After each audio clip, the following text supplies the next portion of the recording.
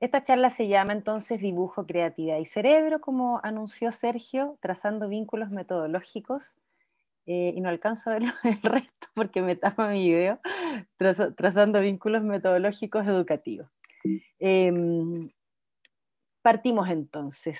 Nos fascina, ¿cierto?, el aprendizaje, nos fascina esta maravilla del cerebro. Probablemente a todas las personas que estamos aquí compartimos esa fascinación por este órgano increíble, ¿cierto?, que nos permite aprender en relación con los otros y que nos permite un desarrollo armónico, es lo ideal, ¿cierto?, con capacidades para aprender cosas tan complejas como caminar, como correr, como hacer travesuras, como jugar, como hablar. Es decir, las personas que nos hemos fascinado por el cerebro y hemos hecho este recorrido de aprender de él, probablemente compartimos esa fascinación y nos metimos a este mundo que hemos bautizado como Neurolandia, este espacio donde están todas las posibilidades del conocimiento acerca del cerebro. Y les quiero contar que el océano eléctrico es el más difícil de todos, no se acerquen ahí. Y hay una serie de otros espacios donde uno puede aprender el funcionamiento, pero este funcionamiento del cerebro y estas aproximaciones que hacemos en el descubrimiento de cómo es que funciona, pasan por distintas etapas, tienen distintos niveles de análisis. Tenemos el nivel de análisis más molecular, ¿cierto? Donde se analiza, qué sé yo, los cambios genéticos, y tenemos el nivel de análisis que tiene que ver con la conducta, que es el nivel de acá arriba de la neurociencia cognitiva, donde efectivamente en los últimos años hemos podido rescatar ideas centrales desde la neurociencia cognitiva hacia la educación. Pero ¿por qué parto diciendo esto? Porque nosotros siempre hemos sido muy cuidadosos de advertir que no todo lo que se hace en neurociencia en el laboratorio, que es neurociencia básica, puede trasladarse así, ¿cierto?, tan fácilmente hacia la sala de clases. Sí es importante considerar los avances en ciencia, en psicología, en ciencia de educación, en neurociencia cognitiva, pero finalmente los que toman las decisiones pedagógicas, los que entienden de enseñanza, los que saben de educación son los profesores y profesoras, las personas que están en las salas de clase y que tienen que lidiar, ¿cierto?, con los desafíos que les impone día a día el enseñar. Entonces, dicho eso, en este mundo, ¿cierto?, de Neurolandia, también tenemos ahí un castillo, lamentablemente, el Gran Embaucador, que es este lugar, ¿cierto?, donde aparecen los tan temidos neuromitos. Mario ya spoileó casi todo lo que yo iba a decir en mi presentación y también habló de esta preocupación porque una preocupación que nosotros queremos relevar cuando hablamos de neurociencia y educación. Y es muy fácil comprobarlo. Si uno pone en Google cerebro creativo, lo primero que encuentra, yo quise ponerlo en imágenes para ser más gráfica, ¿cierto?, en este ejemplo, son estas imágenes. Y estas imágenes dan cuenta, si uno las observa, ¿cierto?, de un cerebro, una mitad del cerebro, el lado derecho iluminado, lleno de colores, y el lado izquierdo del cerebro haciendo cálculos y cosas por el estilo, ¿cierto? Porque nos han convencido por muchos años de que tenemos un cerebro creativo, que es la mitad, ¿cierto?, este cerebro que se encarga de la tarea de la creatividad versus esta otra mitad, este otro hemisferio que se encarga de la parte más lógico-matemática. Y sabemos que eso es un neuromito, y no es el único neuromito que invade las salas de clase. Este neuromito uno lo mira ahora y hemos escuchado, ¿cierto?, acerca de cómo apareció y por qué no es real, ¿cierto?, pero inunda nuestras aulas, inunda con metodologías, por ejemplo, para desarrollar el cerebro, la parte del cerebro creativa, y no solo hay muchos otros que ahora no vale la pena mencionar, pero que nos preocupan y que queremos en el fondo hacer esa salvedad ahora que vamos a hablar de neurociencia y educación. Entonces, dicho eso, insistir en que la neurociencia no es prescriptiva, que yo trabajo en neurociencia en investigación a través del dibujo, y por lo tanto les voy a hablar de lo maravilloso que es dibujar, pero claramente no es una estrategia que le sirva a todo el mundo y que tiene que ver también con las preferencias que uno tiene para aproximarse al contenido, que no tiene nada que ver con los estilos de aprendizaje, ojo con eso. Entonces, ¿en qué pensamos cuando pensamos en creatividad? Lo que suele ocurrir es que cuando pensamos en creatividad, pensamos en experiencias artísticas que tienen fuerte componente estético, ¿cierto? Y que son fascinantes de ver porque de alguna manera completan nuestra alma, ¿cierto? Al tener la posibilidad de aproximarnos a este espacio de la creatividad, que es el espacio del arte. Recién nos maravilló Natalia con su presentación acerca de la importancia, ¿cierto?, del arte para el desarrollo humano. Y la creatividad claramente tiene ese espacio, pero también tiene otras manifestaciones, y son esas manifestaciones cotidianas, que las encontramos en el día a día, en un sinnúmero de tareas que los seres humanos realizamos y que han estado detrás de grandes acciones, de grandes cambios que ha sufrido la humanidad gracias a que se han encontrado respuestas novedosas o únicas a problemas que tiene la gente, a problemas que tiene el ser humano. Entonces vemos cómo la creatividad tiene este componente, cierto, más bien estético, pero también tiene un componente utilitario, podríamos decir, un componente que tiene que ver con el ámbito del desarrollo, con el ámbito de la innovación. ¿Cómo estudiamos nosotros la creatividad? La estudiamos de diferentes maneras. Yo específicamente la estudio con técnicas de electroencefalografía, pero también se puede estudiar a través de neuroimágenes, etcétera. Pero lo interesante es saber que para estudiarla se ha tomado la decisión, ¿cierto?, de contraponer dos tipos de pensamiento. Uno, el pensamiento convergente, y el otro, el pensamiento divergente. Entendemos el pensamiento convergente con aquel pensamiento que, a propósito de un estímulo, gatilla una respuesta única. Y entendemos el pensamiento divergente como aquel que, a propósito de un estímulo, gatilla múltiples posibilidades de respuesta. Esto es súper relevante, porque si uno mira la experiencia en el aula, nosotros mismos, ¿cierto? Si uno se pregunta cuántas veces en la escuela me hicieron una pregunta que no tuviera una única respuesta que además fuera correcta.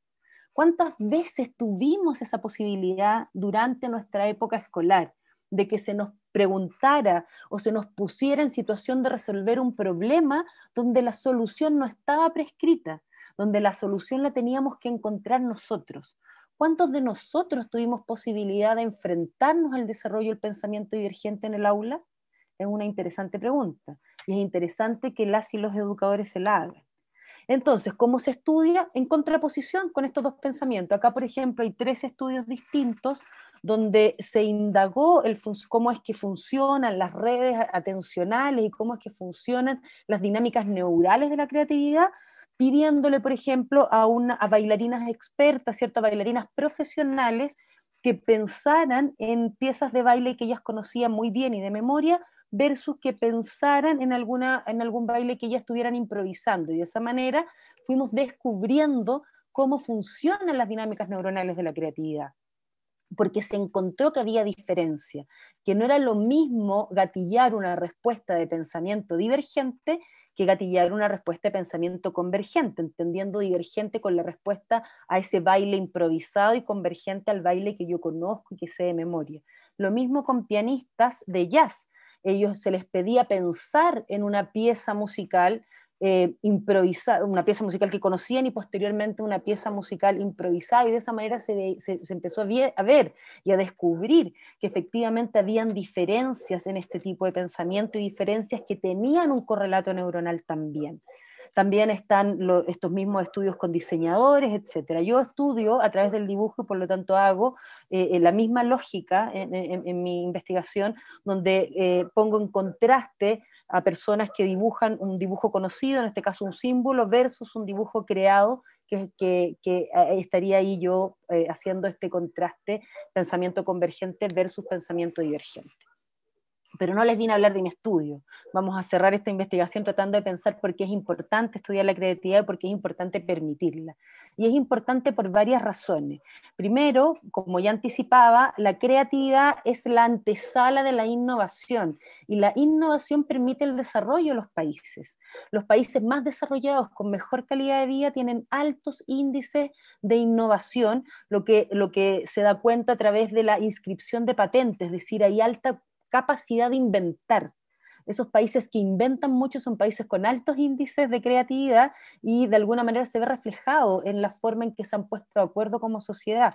Y por eso es importante desarrollar la innovación, porque cambia tal vez la manera en que nosotros podemos ponernos de acuerdo, ¿cierto? La manera en que podemos mejorar nuestra calidad de vida.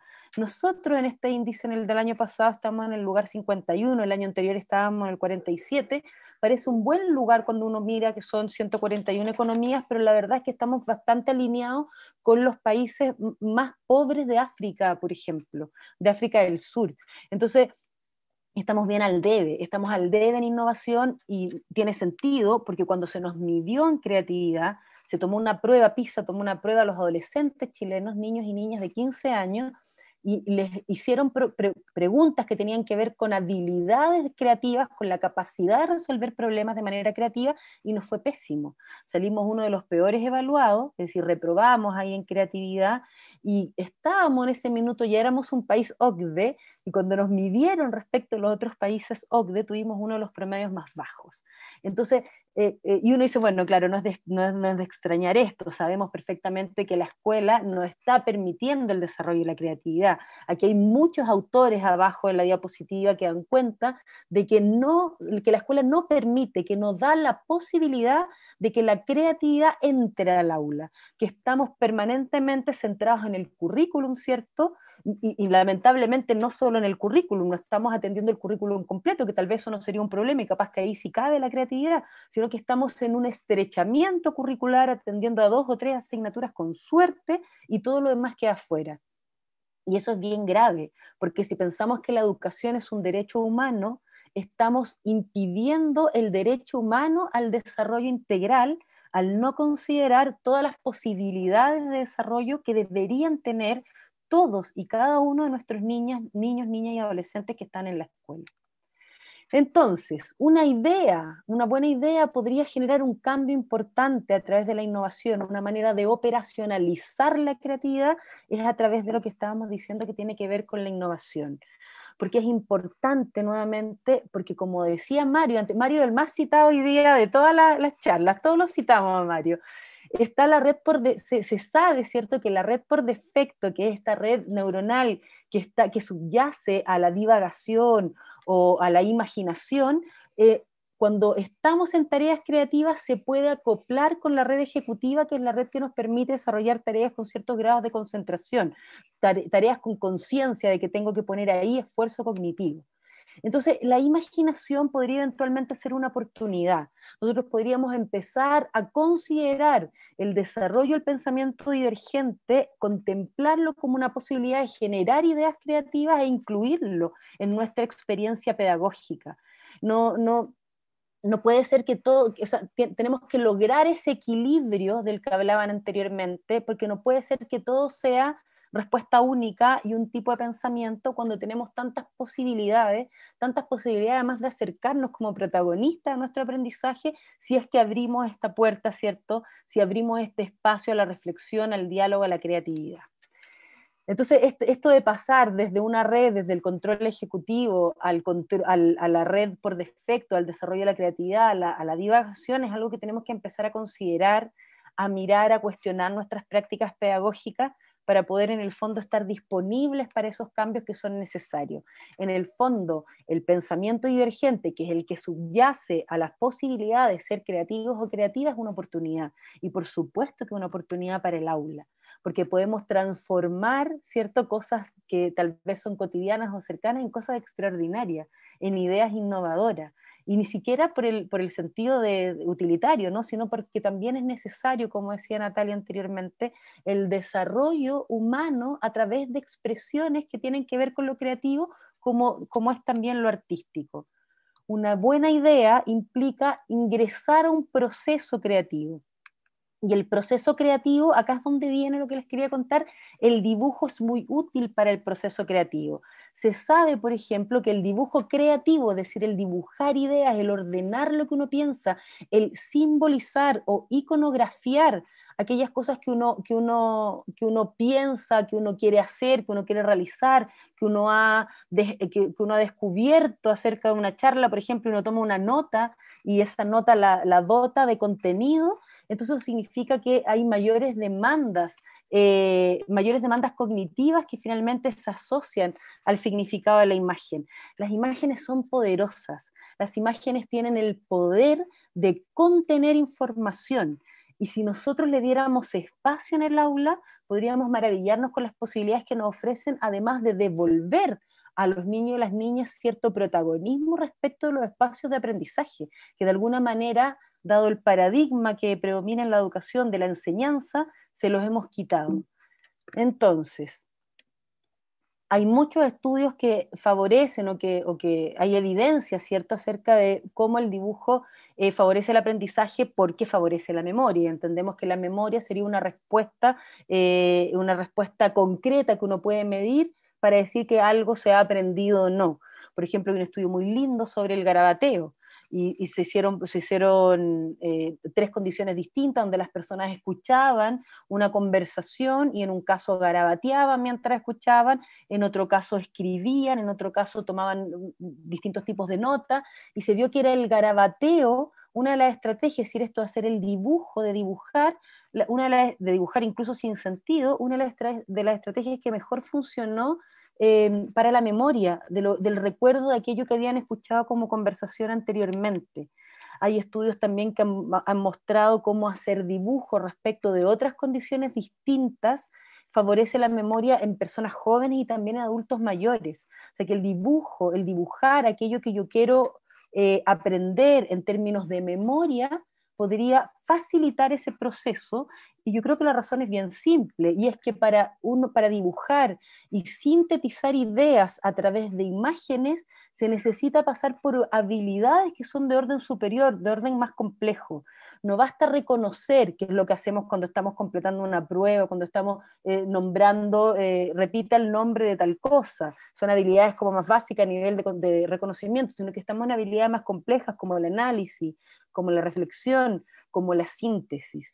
Entonces, claro, cuando yo estoy aproximando, trabajando con ideas y desarrollando habilidades de orden superior más complejas, claramente tengo más posibilidades de que esas ideas se transformen posteriormente en conocimiento, en cosas que yo sé, que manejo y que puedo traer nuevamente a mi mente.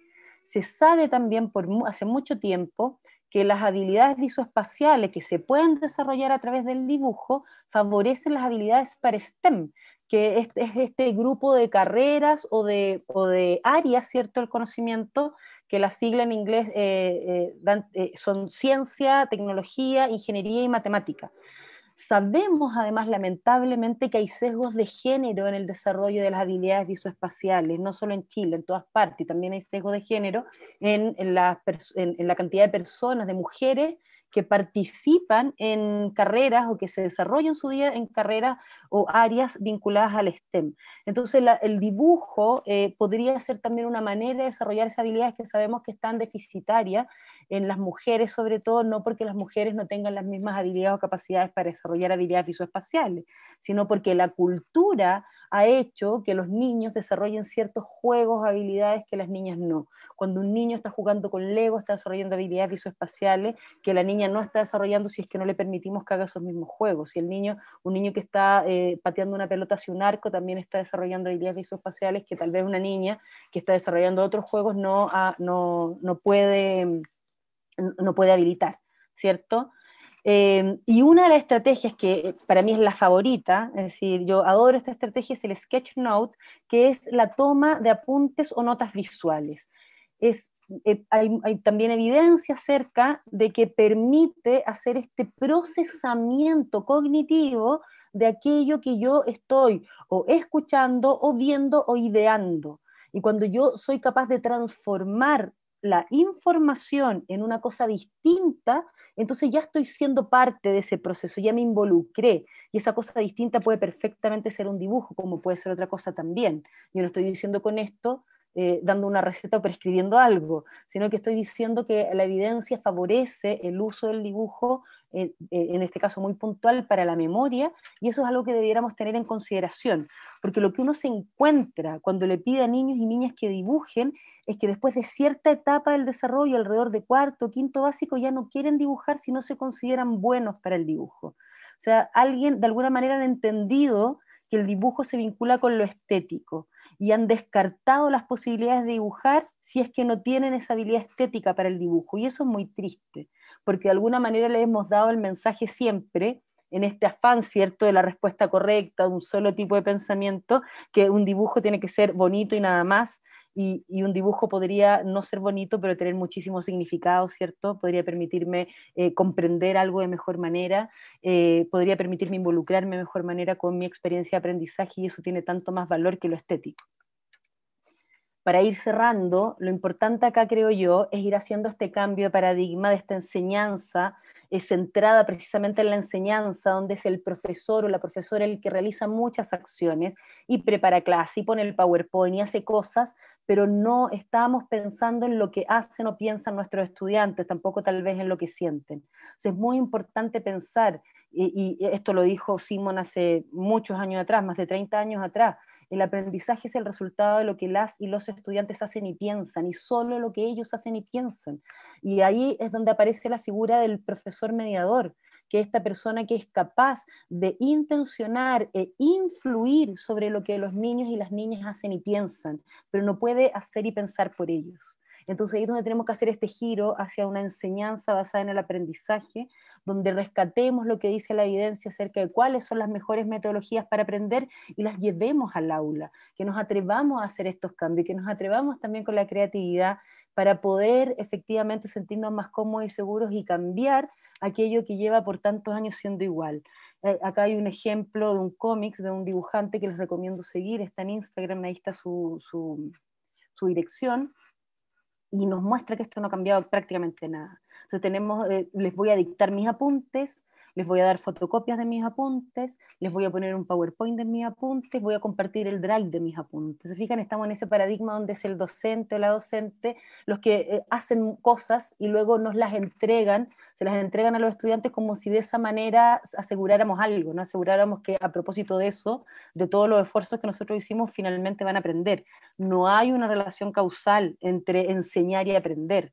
La relación causal entre aprendizaje, o sea, para que se produzca el aprendizaje, tiene que ver en cuanto yo, persona que quiere aprender, aprendiz, me involucro de manera activa, comprometida con el aprendizaje. Entonces nada ha cambiado, todo ha cambiado en el mundo, pero la educación sigue exactamente igual, seguimos haciendo exactamente lo mismo. Esto me parece impresionante, y lo peor de todo, ahora en este cambio de escenario, donde tenemos muchas otras posibilidades que nos otorga la tecnología, seguimos haciendo lo mismo. Tenemos a niños y niñas detrás de la pantalla escuchando lo que tenemos que decir o no los docentes. Y eso es algo, eso ahí es donde tenemos que poner, ahí es donde tenemos que apuntar, ahí es donde tenemos que hacer esta revisión crítica, no perder de vista que el aprendizaje es el resultado de lo que los estudiantes y las estudiantes hacen y piensan, y no de lo que nosotros hacemos.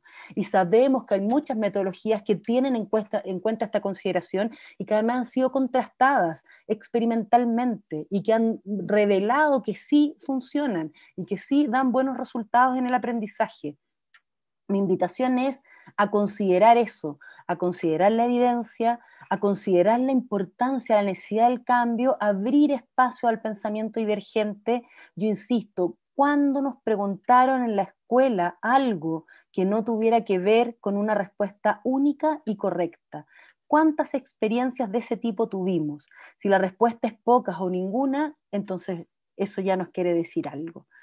El compromiso activo implica que uno pone motivación y esfuerzo, y la motivación unida al esfuerzo finalmente termina siendo aprendizaje. Hay una serie más de otros elementos, por supuesto, aquí, a modo de resumen lo puedo decir de esa manera.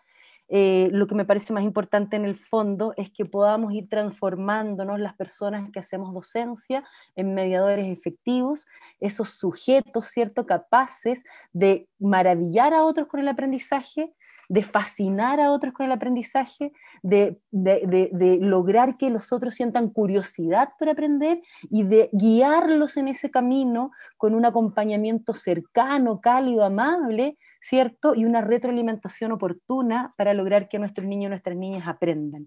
Hay una frase que a mí me parece dramática, uno de mis cantantes favoritos, que es Serrat, que dice que uno es feliz como el niño cuando sale de la escuela, todos lo tienen que haber escuchado, ¿cierto? Y es muy triste. Deberíamos tener escuelas donde los niños y las niñas vayan felices, y cantarlo al revés, que uno es feliz como el niño cuando llega a la escuela, y no cuando se va de ahí, porque la escuela nunca, bajo ninguna circunstancia, debe ser un espacio donde nos sintamos no queridos, maltratados o no considerados, jamás.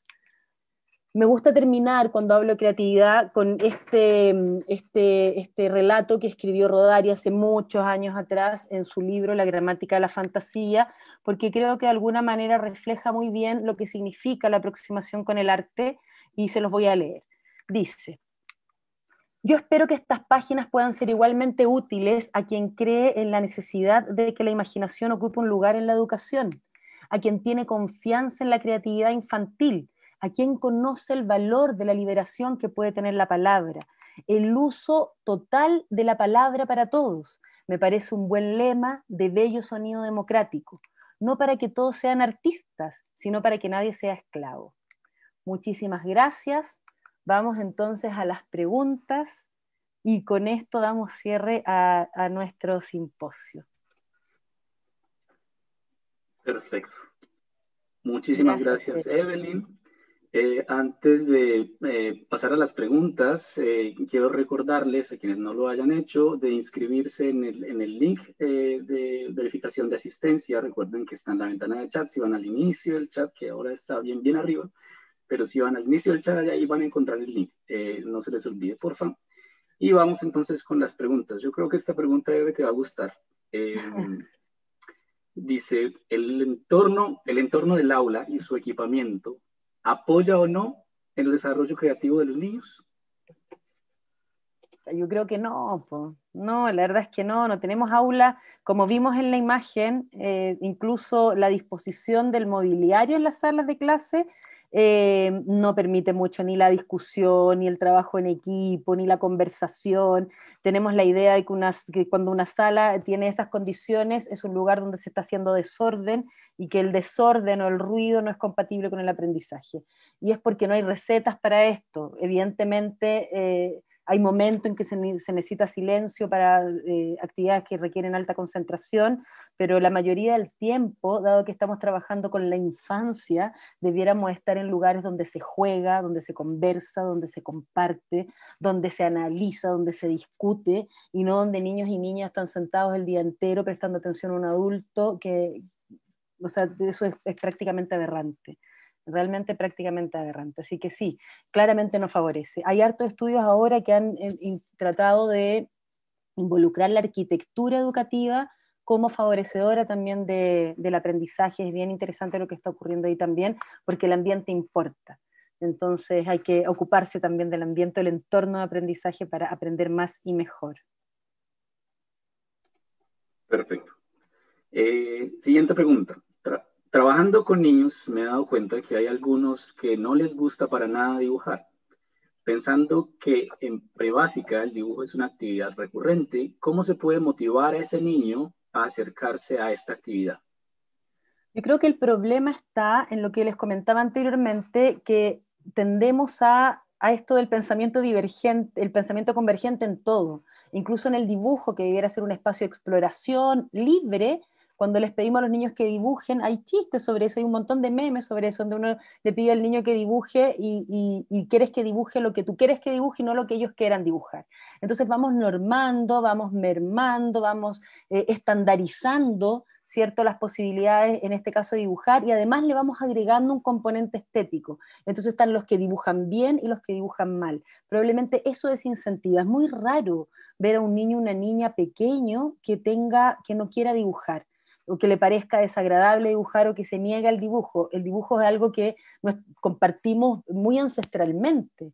Es decir, era una forma de comunicarse nuestra en la humanidad mucho antes del desarrollo del lenguaje. Entonces está ahí, está en nosotros, tenemos una huella genética de dibujo, de hecho. Pero como lo hemos normado tanto, lo que ocurre es que cuando los niños empiezan a comparar sus dibujos con otros y además le ponemos nota a eso, ¿no? Y valoramos el componente estético, entonces inhibes la posibilidad de que algunos que no tienen tanta habilidad motriz, por ejemplo, dibujen. Y eso es un tema, una vez más, de la escuela, no de los niños y las niñas y de sus habilidades o capacidades para dibujar. Perfecto. Evelyn, nos han hecho muchas preguntas sobre formación docente. Voy a tratar de incorporar todo esto que nos han Todo. preguntado en una preguntita, que es básicamente entonces, qué está faltando en términos de formación docente para que esos docentes que van a ejercer, a enseñar en el aula, promuevan el desarrollo de la creatividad? Sí, yo creo que faltan cosas a nivel de políticas educativas. Creo que además estamos en un muy buen momento para pensar la educación que queremos. De alguna manera, la educación de alguna manera se ha negado un poco a esto de darle espacio a la evidencia. Siempre se compara, yo siempre comparo la educación con la medicina. La educación y la medicina son actividades eminentemente prácticas, ambas, profesiones prácticas. Sin embargo, una de ellas considera los avances científicos y los incorpora en la práctica, que es la medicina, y nosotros en educación no. Y yo creo que hay muchas razones para eso. Primero porque la investigación científica no está conversando adecuadamente con la educación, con las personas que están en el aula, llevando a cabo la práctica pedagógica. Entonces, los expertos, la gente experta en el área de educación, se queda como en esta esfera de la expertise y no la aterriza, no hay una buena comunicación ahí.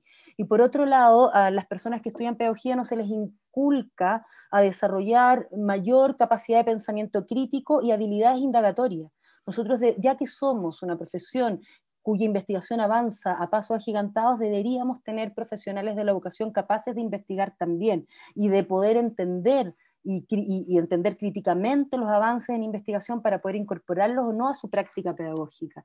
Entonces yo creo que hace falta un cambio importante y incorporar la evidencia a la educación, y eso no solo en la sala, hay que hacerlo también en las políticas públicas. Nosotros tenemos un decreto de evaluación que se basa en un neuromito, el decreto 83 que incluye los estilos de aprendizaje. Y muchas personas en los colegios se ven obligadas a evaluar a estudiantes kinestésicos, auditivos y visuales, ¿cierto? Y hacen clase en función de eso, cuando hace más de 50 años sabemos que es un neuromito y que el efecto es cero. Entonces, yo creo que hay que hacer estos puentes, por eso nosotros hablamos de las posibilidades de convergencia y de hacer esta construcción, ¿cierto?, entre la ciencia, todas ellas, la ciencia de la educación, la ciencia cognitiva, la neurociencia cognitiva, la psicología, ¿cierto?, y poder vincularnos con la educación y con la práctica para mejorar y para tomar mejores decisiones. Porque lo que termina ocurriendo cuando estamos intentando una y otra vez en prácticas pedagógicas que sabemos que no funcionan, es que estamos sacando generaciones y generaciones de estudiantes que no aprenden y además no se desarrollan de manera integral. Y eso es muy grave. O sea, hemos fallado como país. Cuando uno mira la estadística y ve que el 21%, solo el 21% de los estudiantes en Chile aprenden lo que deberían haber aprendido después de haber estado 12 años en el colegio, es gravísimo. Y tiene muchas razones, multifactorial, por supuesto. Tiene que ver con que somos un país altamente segregado, tiene que ver con que no somos capaces de compartir el capital cultural, que el capital cultural es homogéneo, los pobres estudian con los pobres, los ricos estudian con los ricos. Tiene que ver con una serie de otras variables, pero tenemos que hacernos cargo. Tenemos que hacernos cargo porque además lo que subyace a la educación es un derecho. Y ese derecho además es garante de otros derechos. Cuando yo recibo educación, entonces soy capaz de velar de mejor forma por los otros derechos. Así que es un tema crucial, fundamental, al cual estamos todos convocados gracias a estos fenómenos sociales que están ocurriendo, donde podemos repensar no solo la educación que queremos, sino el país que también queremos. Perfecto, Evelyn. Muchísimas gracias.